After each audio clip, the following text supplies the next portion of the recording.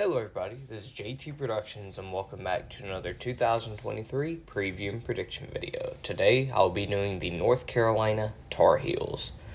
Let's get into it. Well, last year North Carolina had a pretty surprisingly good season from what they had over the past couple of years. They went 9-3 in the regular season before losing to Clemson and Oregon in the ACC Championship and the Holiday Bowl to end their season. They were in the playoff hunt up until their games against Georgia Tech and NC State. They lost a blunder against Georgia Tech when their offense just did not show up. They lost 21-17 and then lost to NC State, where NC State was starting their backup quarterback in double overtime, 30-27 because their kicker, I believe, missed the field goal. Besides that, the other losses were against Notre Dame, 45-32, Clemson 39-10, and Oregon 28-27. So, all in all, not a bad season for Mac Brown and the North Carolina Tar Heels. Now, they did have a absolute shootout early in the year in Week 1 against App State, 63-61, which was an interesting game. But besides that, not a bad season. Let's just go ahead and go look at the roster and see what they're working with. Well, for one thing, they lost their offensive coordinator who helped out their quarterback last year, Drake May, when it came to running the offense. And now they have a new OC. So hold on just a second.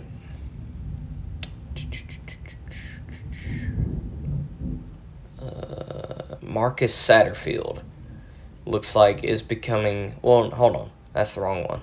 Sorry about that. Give me just a second. First, once I did not have this written down, so I'm trying to figure it out. Phil Longo, that's who it was. Phil Longo was y'all's offensive coordinator last year, and it showed of how good of an offensive coordinator he was. Y'all's offense in most of the games last year showed up mightily for the quarterback Drake May, who was a freshman phenom last year, and he's a potential Heisman candidate this year. Running back, you have Elijah Green, you have Omari and Hampton, British Brooks. Wide receiver J.J. Jones comes back. You have two transfers in Devontae Walker from Kent State and Nate McCullum coming in from Georgia Tech, trying to fill the hole that they have with Josh Downs going to the NFL draft. John Copenhaver and Bryson Nesbitt are your tight ends, and the offensive line, you have a lot of veterans coming back there.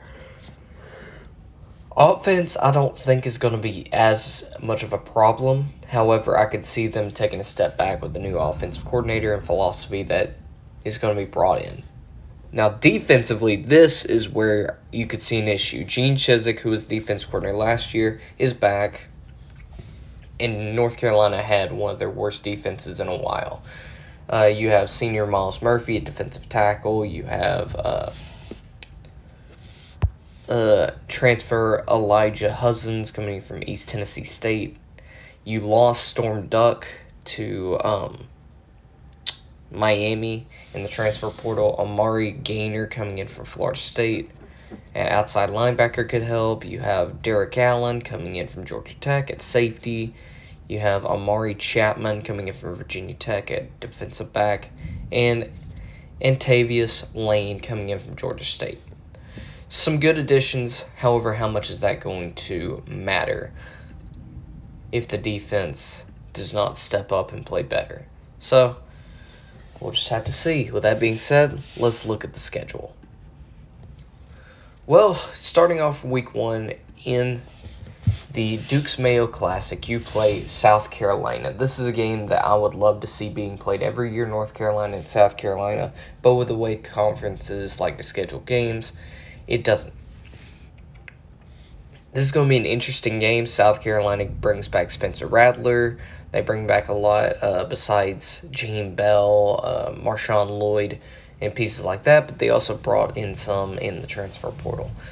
South Carolina was hot at the end of last year, beating Tennessee and Clemson in back-to-back weeks before losing to Notre Dame in the bowl game. North Carolina was not hot at the end of last year. They lost their last four games. Yeah, last 4 games of the season. Whoever wins this game is going to be in a better spot than the other. Now, I could see either team winning this game. Spencer Rattler could be his self he was at the beginning of last season or at the end of the last season. We don't know what's going to happen. And the defense for North Carolina, we don't know if it's improved at all. With that being said, I think in a close game, South Carolina does take this. I just think that Spencer Rattler, second year with South Carolina, even though he is a new offensive coordinator, I think the Gamecocks, being as well-rounded as they are going to get the win over that porous North Carolina defense. So, the Tar Heels start 0-1 before playing Appalachian State. Now, this was a close game last year in Boone, but they don't have Chase Bryce anymore, I don't think, and they don't have their running back, Cameron Peoples, anymore.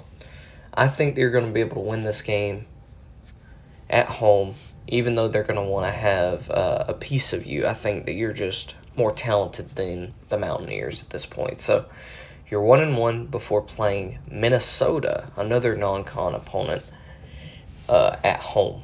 Now, Minnesota, they lost Tanner Morgan last year, but they still have P.J. Fleck. And they have a quarterback that has a weird last name that a lot of Big Ten folk and Minnesota fans have been hyping up.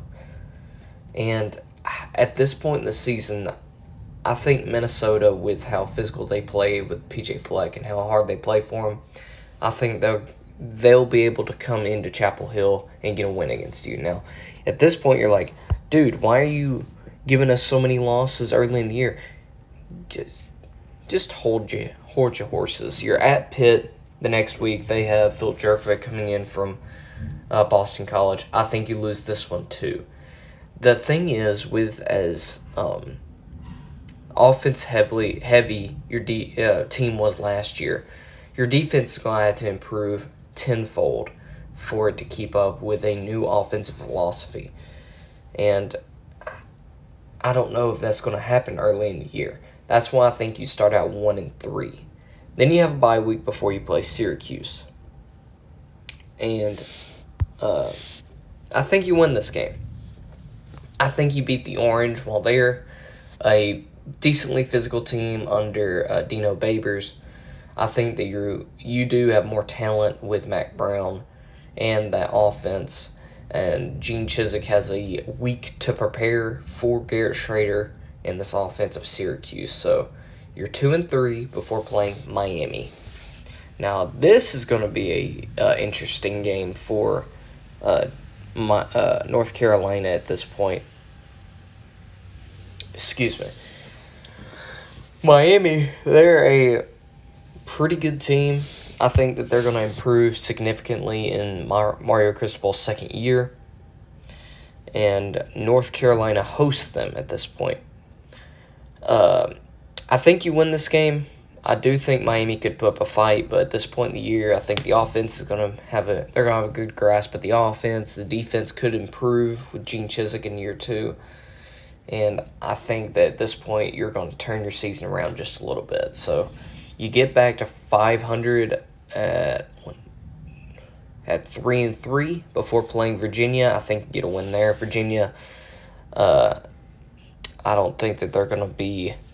I don't think they're going to be that good in Tony Elliott's second year. I think he needs a couple more years to build that program up. So you're back over 500 at 4-3 before going on the road to Georgia Tech. Now, you have not fared well against the Yellow Jackets over the past couple of years, and I don't think you're going to fare well this year either. Brent Key's got that team playing very physical football when he became interim head coach at the end of last year, even shutting your offense down and beating you. And I think they could redo that this year, especially being at home in Bobby Dodd Stadium this late in the year.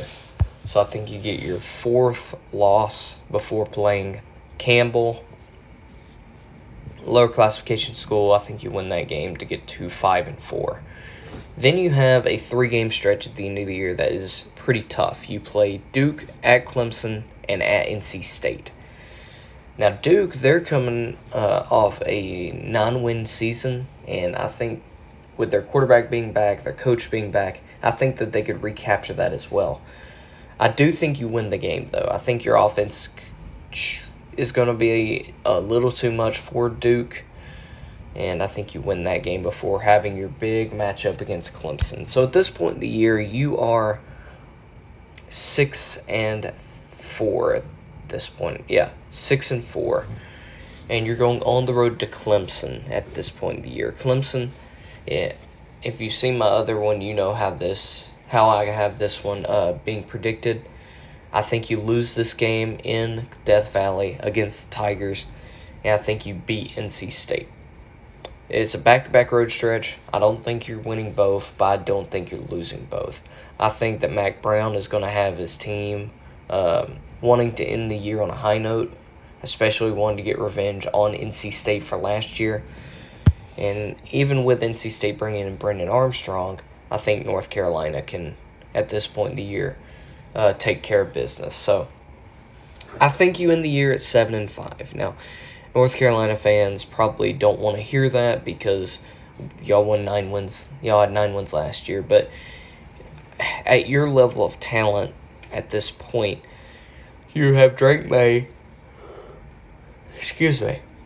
And that's your best player. And at this point, it's going to be tough for you to win the games against, especially Clemson. But I'm going to quit my rambling. You go on 7-5, and that's it. Thank you all so much for watching. I hope you all enjoyed, and Go Dogs.